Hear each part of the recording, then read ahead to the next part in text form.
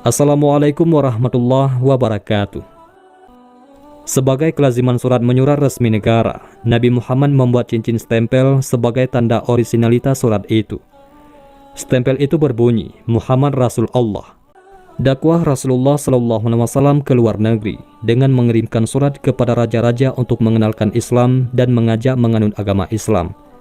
Ini terjadi pada tahun ke-6 Hijriah setelah perjanjian Hudaybiyah.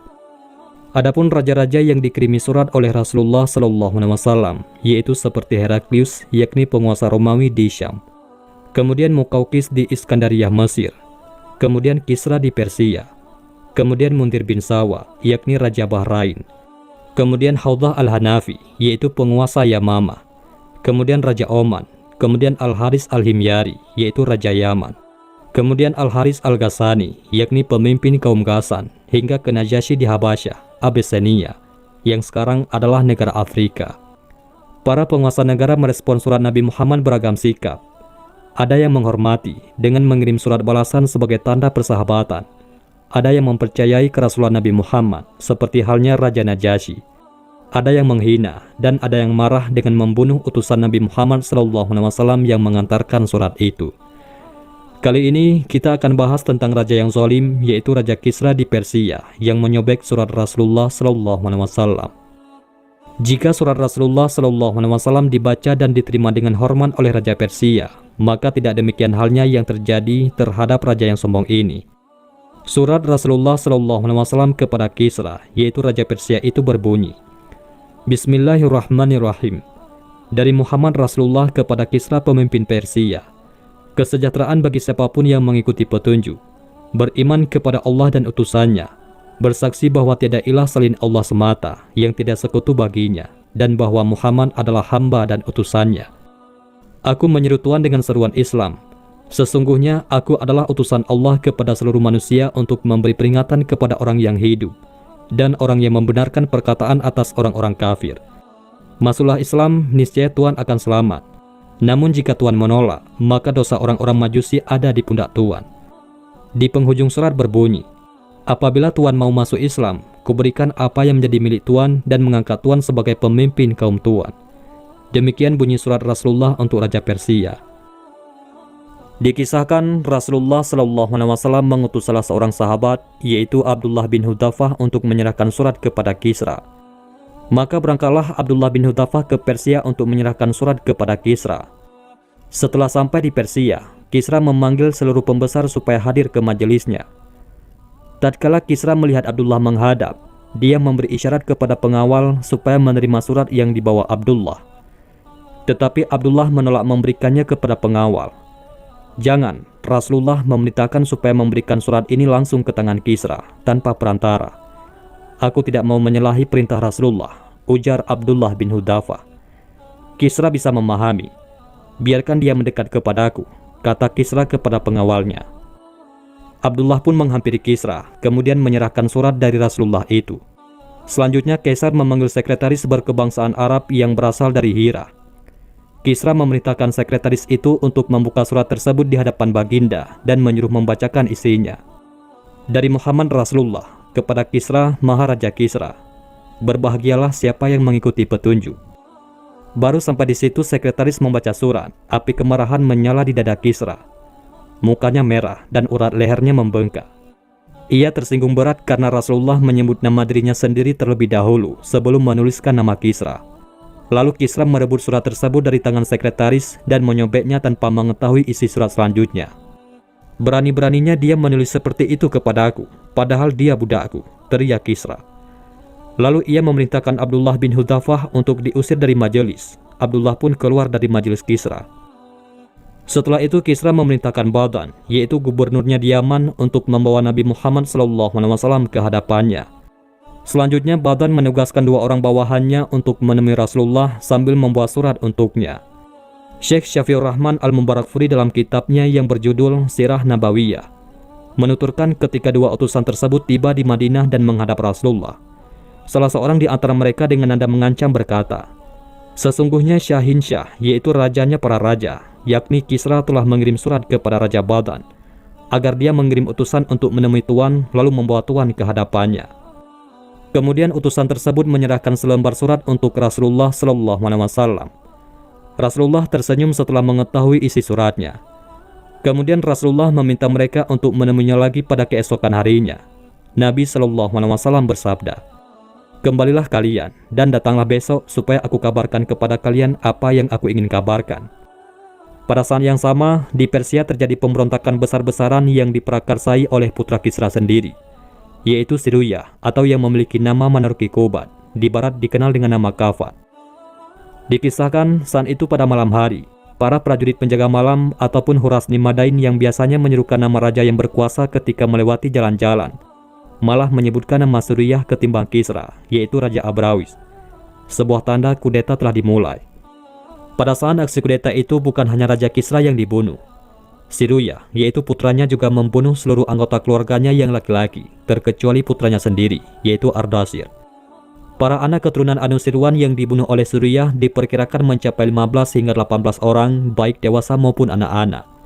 Al-Tabari dalam kitabnya yang berjudul Tariq Ar-Rusul wa Al-Muluk meriwayatkan pada hari setelah Siruyah membunuh saudara-saudaranya, dua saudara perempuannya yang tidak dibunuh, yaitu Buran dan Adar Mirdud, datang ke hadapannya dan mencaci serta menghina dia dengan kasar. "Keserakahan akan tahta kerajaan yang masih belum kokoh telah mendorongmu untuk membunuh ayahmu dan semua saudara laki-lakimu, dan engkau telah melakukan tindakan yang tidak hormat," ujar saudari perempuannya. Maka pada keesokan harinya Rasulullah SAW memberitahukan peristiwa pemberontakan di Persia kepada kedua utusan Badan. "Sampaikanlah pada saudara kalian, yaitu Badan, bahwasanya Rabbku, yaitu Allah Subhanahu wa Ta'ala, telah menghinakan Tuhan kalian, yakni Raja Persia, tadi malam." Mereka lalu bertanya, "Apakah Tuan betul-betul yakin dengan apa yang Tuan katakan ini?" "Sebenarnya kami tidak seberapa membenci Tuan. Apakah kami harus mencatat apa yang Tuan katakan ini dan menyampaikannya kepada raja kami, yaitu Badan?" Rasulullah SAW menjawab, "Benar, sampaikan hal ini kepadanya. Sampaikan pula pesanku kepadanya, bahwa agama dan kekuasaanku akan merambah seperti yang dicapai Kisra, yakni menguasai yang kaya maupun yang miskin. Sampaikan pula kepadanya, apabila Tuan mau masuk Islam, kuberikan apa yang menjadi milik Tuan dan mengangkat Tuan sebagai pemimpin bagi kaum Tuan." Maka kedua utusan itu segera kembali menemui Badan dan menyampaikan pesan Rasulullah SAW. Tak seberapa lama kemudian, datang sebuah surat kepada Badan yang memberitakan bahwa Kisra telah tewas. Dalam surat itu, Siruyah berkata kepada Badan, "Awasilah orang yang sudah dikirimi surat oleh ayahku itu, yaitu Rasulullah, dan janganlah engkau menyerangnya sebelum ada perintah dariku." Al-Khadri dalam Muhadarat Tariqul Umam Al-Islamiyah dan Ibnu Hajar Asqalani dalam Fathul Bari sebagaimana dikutip Syekh Syafiur Rahman mengatakan hal inilah yang kemudian mendorong Badan beserta rakyatnya di Yaman untuk masuk Islam. Sebelum Siruyah membunuh Kisra, salah seorang tokoh negarawan Persia datang kepada Siruyah setelah dia memenjarakan ayahnya dan berkata kepadanya, "Tidaklah pantas bagi kita memiliki dua orang raja. Apakah engkau membunuh Kisra dan kami akan menjadi hambamu yang setia dan patuh? Atau kami akan menggulingkanmu dan memberikan kesetiaan kami kepadanya, seperti yang selalu kami lakukan sebelum engkau mendapatkan tahta kerajaan?" Kata-kata ini mendatangkan ketakutan di hati Siruyah. Dia lalu memerintahkan Kisra untuk dipindahkan dari istana pemerintah ke rumah seorang pria yang bernama Marasvan.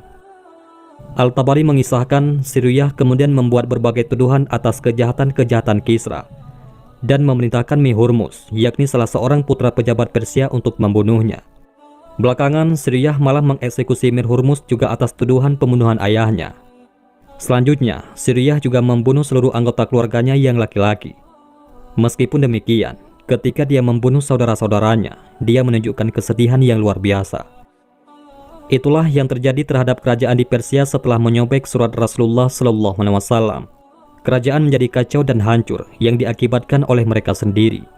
Dan itu semua tidak lepas dari kemurkaan Allah Subhanahu wa Ta'ala.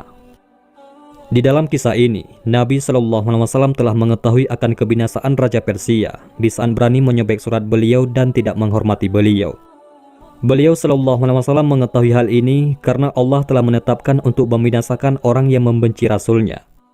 Dan peristiwa ini adalah termasuk dari kesempurnaan mukjizat dalam terjadinya permusuhan di antara komponen umat yang satu. Bagaimana tidak, sedangkan pada peristiwa yang terjadi pada raja yang zalim ini adalah dalam satu rumah. Hal ini adalah bukti firman Allah dalam surat Al-Maidah ayat 64. Dan kami telah timbulkan permusuhan dan kebencian di antara mereka sampai hari kiamat. Bandingkan dengan penguasa Romawi Timur, yaitu Bizantium, Raja Heraklius, juga mendapat surat yang sama dari Rasulullah. Setelah membaca surat Nabi, Heraklius mengumpulkan para pembesar kerajaan. Semula Heraklius disebutkan mempercayai kebenaran yang dibawa Nabi Muhammad. Namun karena para pembesar dan rakyatnya tidak menghendaki rajanya menjadi seorang muslim, maka Heraklius tetap mempertahankan agama lamanya, yaitu Kristen. Dalam satu kesempatan, Heraklius juga pernah berbicara dengan Abu Sufyan bin Harb tentang Nabi Muhammad. Dalam obrolan itu, Heraklius menyampaikan beberapa pertanyaan terkait Nabi Muhammad, mulai dari nasab hingga akhlaknya. Abu Sufyan mengonfirmasi semua pertanyaan yang diajukan Heraklius tersebut. Dalam hadis riwayat Bukhari dan Muslim, Heraklius mengaku kalau Rasulullah akan keluar. Namun ia tidak menyangka kalau Rasulullah muncul dari bangsa Arab Makkah. Seandainya aku tahu bahwa aku sampai kepada masanya, pasti aku sangat ingin bertemu dengannya. Seandainya aku ada di hadapannya, pasti aku basuh kedua kakinya, kata Heraklius. Imam Bukhari dan lainnya meriwayatkan dari Abu Sufyan. Heraklius mengatakan, aku telah mengetahui kalau dia akan muncul, tetapi aku tidak menyangka kalau dia berasal dari golongan kalian. Rasulullah SAW telah menulis surat kepada Raja Persia dan Romawi, dan keduanya tidak masuk Islam. Akan tetapi Raja Romawi memuliakan surat Rasulullah SAW dan juga utusan beliau, maka negerinya tetap jaya. Sehingga dikatakan bahwa kerajaan itu tetap ada pada anak keturunannya hingga hari ini. Adapun Raja Persia yang telah merobek surat Rasulullah SAW dan menghina beliau SAW, maka Allah menghancurkan kerajaannya dengan sehancur-hancurnya, sehingga tidak terdapat setelah itu kerajaan Persia. Maka siapapun yang membenci dan memusuhi Rasulullah SAW, niscaya Allah akan menghancurkannya dan membinasakan diri dan jejaknya. Wallahu a'lam bishawab.